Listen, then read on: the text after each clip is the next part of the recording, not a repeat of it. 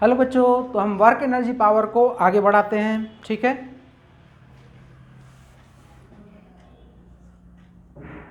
देखो बच्चों, अगर मान लो एक ऑब्जेक्ट है, ठीक है, यहाँ पर इसकी जो वेलोसिटी है v इक्वल्स टू क्या है, √7r इंटू जी, √7rg। आपसे पूछा गया इस क्वेश्चन में find velocity of ball at topmost point and tension in the string। ठीक है, तो बच्चों इस क्वेश्चन में हम देख सकते हैं कि जो ये है √7rg, ये जो मिनिमम रिक्वायरमेंट है लूप को कंप्लीट करने की उससे ज़्यादा है। क्लियर? तो हम क्या बोल सकते हैं, टॉप मोस्ट पॉइंट पे इसको बच्चों ए बोल दो, इसको बी बोल दो, है ना।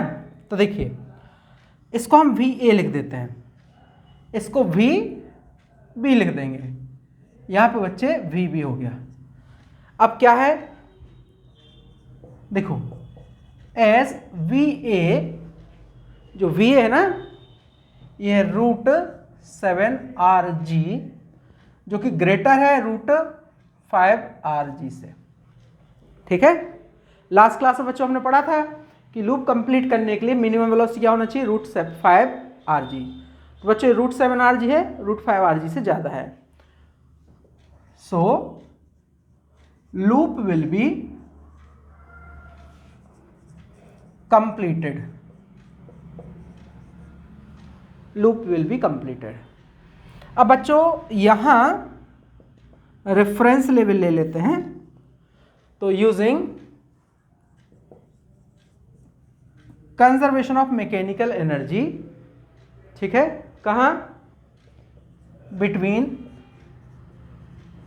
Points A and B, A और बी के बीच में conservation of mechanical energy use करते हैं। ठीक है, तो बच्चों क्या हो जाएगा, U at A plus kinetic energy at A, U at B plus kinetic energy at B। तो यहाँ पे बच्चों हमने रेफरेंस लेवल लिया है, तो यहाँ ग्रेविटेशनल पोटेंशियल एनर्जी हो गई 0। ये हो जाएगा हाफ mva², हो जाएगा mg into 2r plus half mvb², right. तो बच्चों ये हो जाएगा हाफ m और va की वैल्यू है √7rg इसका square minus 2mgr equals to half mvb², है ना। अब बच्चों m से m कट गया, ये बचेगा 7/2। कितना बचेगा, 7/2, है ना।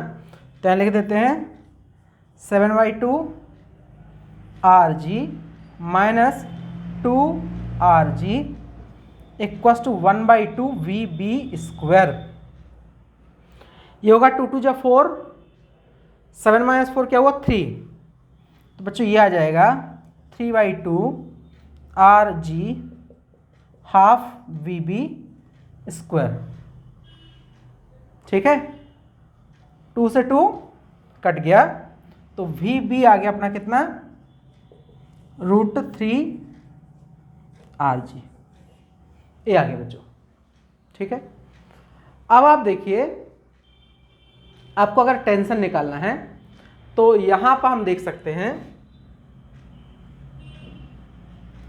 T एट B और mg दोनों एक ही डायरेक्शन में है ना। तो यहां क्या लिख सकते हैं हम लिख सकते हैं TB plus mg, TB plus mg equals to क्या आ जाएगा, mv², mv/r, ठीक है। तो बच्चों t एट पॉइंट B क्या आ जाएगा, mv हमारे पास क्या है √3, तो 3/2 mg माइनस mg। तो बच्चों t एट B जो आएगा वो आ जाएगा mg/2, ठीक है। और बच्चों अगर t एट A निकालें तो देखो ये है TA, ये है mg, तो आएगा TA minus mg equals to m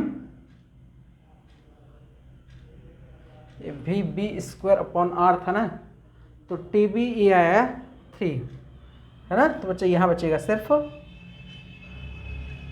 2mg, है ना।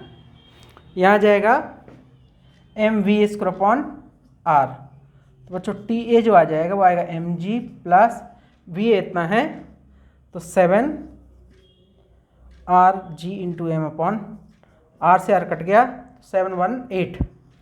तो बच्चों बॉटम मोस्ट पॉइंट पे जो टेंशन आया 8mg आ गया, है ना। तो बच्चे ये जो है 8mg बॉटम मोस्ट पॉइंट पे टेंशन है और ये टॉप मोस्ट पॉइंट पे टेंशन है, ठीक है। तो बच्चों अब ये सर्कुलर लूप का क्वेश्चन इंपॉर्टेंट था तो मैंने आपको करा दिया।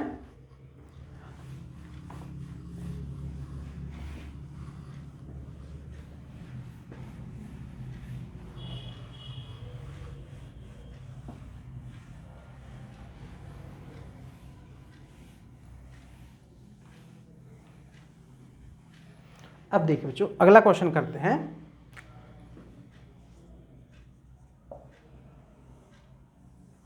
एक टेबल है बच्चों, टेबल पर एक चेन रखी हुई है ना। इसका x पार्ट हैंगिंग है। कितना पार्ट हैंगिंग है, x, जिसकी वैल्यू L/n है। क्लियर। क्वेश्चन है mass of chain is m kg and length L metre, ठीक है। इट स्टार्ट स्लिपिंग, ठीक है। व्हाट विल बी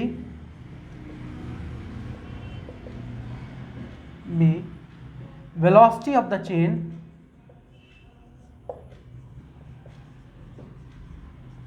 है ना, when its end leaves the table। तो बच्चों क्वेश्चन है इनिशियली इतना पार्ट हैंगिंग है, कहीं कोई फ्रिक्शन है नहीं, जब पूरी वर्टिकल हो जाएगी तब वेलोसिटी क्या होगी। तो बच्चों हम देख सकते हैं कि जब पूरी वर्टिकल होगी तो क्या सिचुएशन होगी। देखिए ये पार्ट जो है ये L/n है, इसको हमने x बोला है। अब जब पूरी चेन वर्टिकल हो गई ये सिचुएशन आ जाएगी, है ना। L लेंथ हो गई और बच्चे चेन की स्पीड हो गई v। क्लियर। तो यहां पर हम चाहें तो कंजर्वेशन ऑफ मैकेनिकल एनर्जी लगा सकते हैं, ठीक है बच्चों। देखो यूजिंग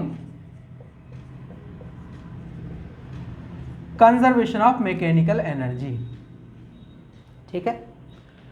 तो बच्चों ये है रेफरेंस लेवल, इसको हमने रेफरेंस लेवल ले लिया।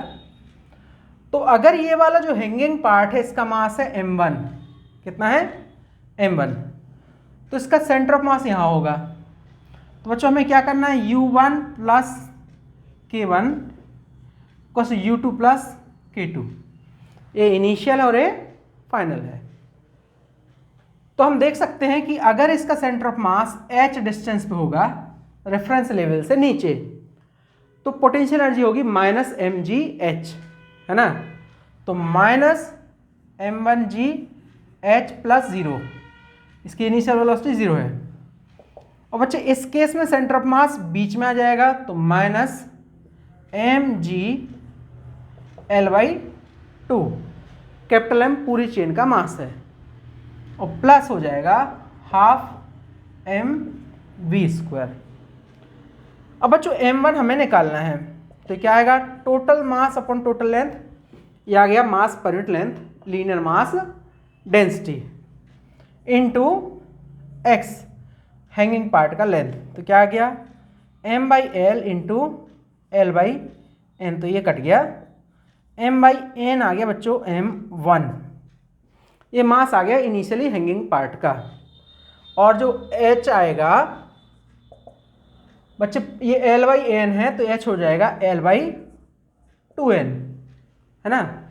तो वैल्यू पुट कर देते हैं, minus m/n g L/2n minus mg L/2, ठीक है, प्लस हाफ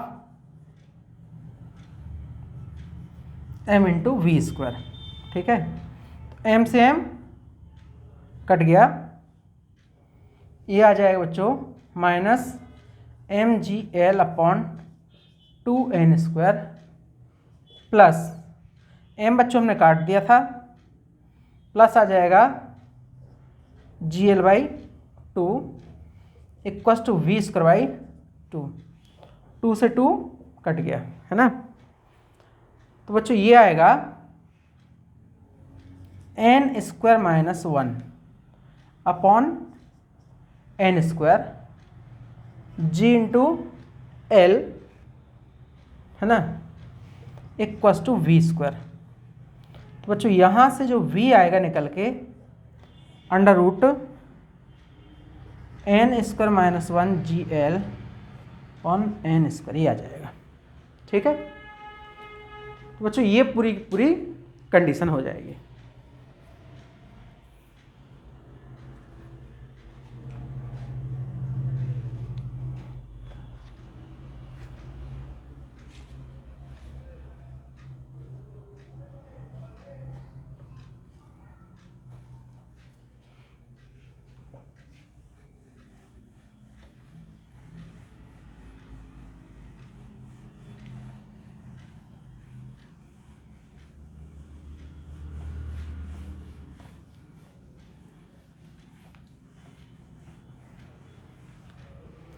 अगला क्वेश्चन देखिए बच्चों, ये हमारी चेन है ना, सेम क्वेश्चन है जैसा पहले था, ठीक है। x equals to L/n hanging है, ठीक है। अब आपसे पूछा गया what will be external work to be done,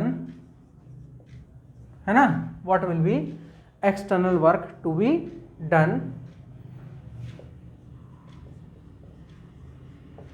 to pull the chain completely on the table, है ना। ये बच्चों क्वेश्चन है, कितना वर्क करना पड़ेगा। तो बच्चों हम देख सकते हैं कि ये हैंगिंग पार्ट है ना। तो हम लिख सकते हैं वर्क एनर्जी थ्योरम, ठीक है। तो बच्चों external work done plus work done by gravity equal to change in kinetic energy, work energy theorem होती है ना। तो यहां पर बच्चों एक्सटर्नल वर्क हमें निकालना है।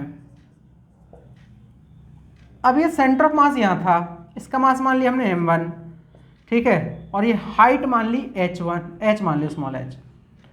तो बच्चों इस पार्ट को, इस सेंटर ऑफ मास को तुम टेबल पे ले गए, तो ये वर्क करेगी ग्रेविटी नेगेटिव माइनस m1g/h, ये ग्रेविटी ने वर्क किया, और काइनेटिक एनर्जी में चेंज है 0।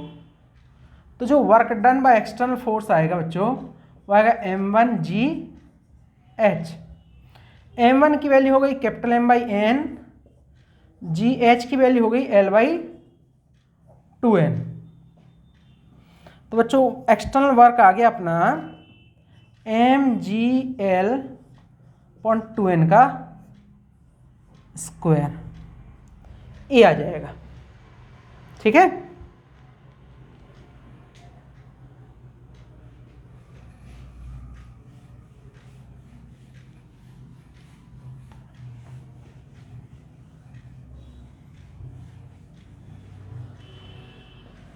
राइट। तो बच्चों अब अगला क्वेश्चन करते हैं। देखिए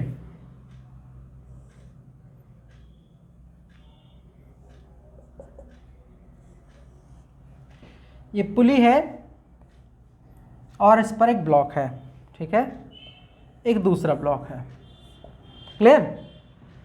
M1 है और ये M2 है।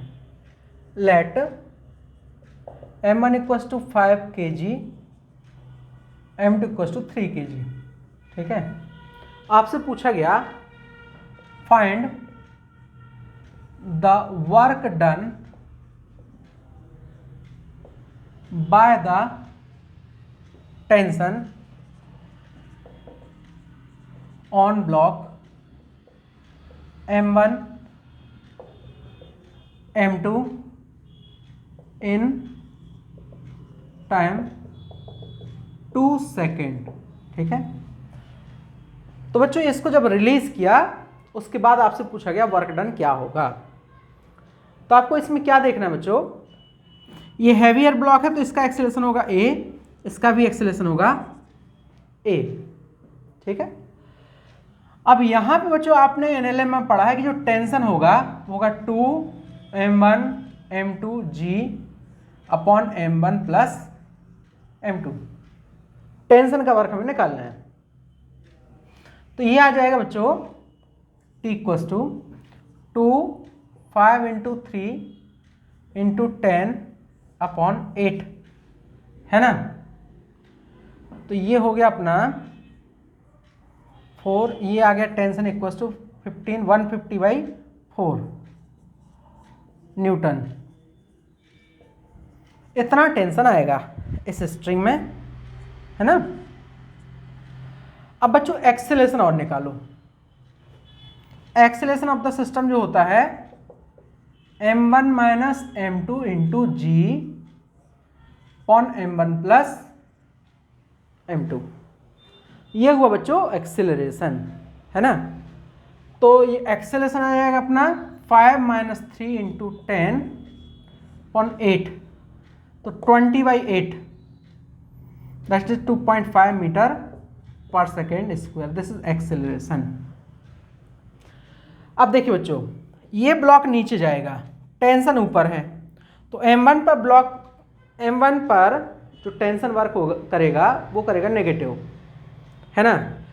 अब 2 सेकेंड में ब्लॉक कितना चला जाएगा ये देखना पड़ेगा। तो S इक्वल टू क्या होता है बच्चे UT प्लस हाफ AT²।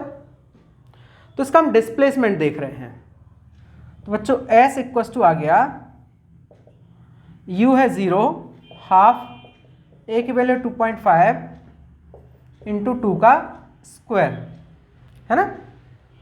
तो बच्चों जो डिस्प्लेसमेंट ऑफ द ब्लॉक मिला वो मिला हमें 5 मीटर। ठीक है, तो M1 ब्लॉक 5 मीटर नीचे आएगा और M2 ब्लॉक 5 मीटर ऊपर जाएगा उतने ही टाइम में। देयरफॉर W1, अगर हम M1 पर ब्लॉक पर वर्क लिख रहे हैं तो माइनस का होगा क्योंकि टेंशन ऊपर है डिस्प्लेसमेंट नीचे है। फोर्स हुआ 150/4 इंटू 5, है ना। तो W1 आ गया -750/4 जूल। ठीक है, W2 बच्चे यहां टेंशन लग रहा है ऊपर और जाएगा भी ऊपर, तो ये होगा पॉजिटिव। जितना वर्क इसका नेगेटिव है उतना ही वर्क इसका पॉजिटिव है क्योंकि टेंशन सेम है, तो यह आ जाएगा प्लस, है ना। अब बच्चे इस सिस्टम पर टेंशन का नेटवर्क 0 हो जाएगा, है ना। तो net work done done on the system by the tension will be 0। ठीक है, क्योंकि माइनस का और प्लस का ऐड होके 0 देगा। तो बच्चों ये कुछ इंपॉर्टेंट क्वेश्चंस थे, है ना, जो हमारे वर्क एनर्जी पावर से रिलेटेड हैं। इसके आगे हम नेक्स्ट लेक्चर में करेंगे। ठीक है बच्चों, थैंक यू।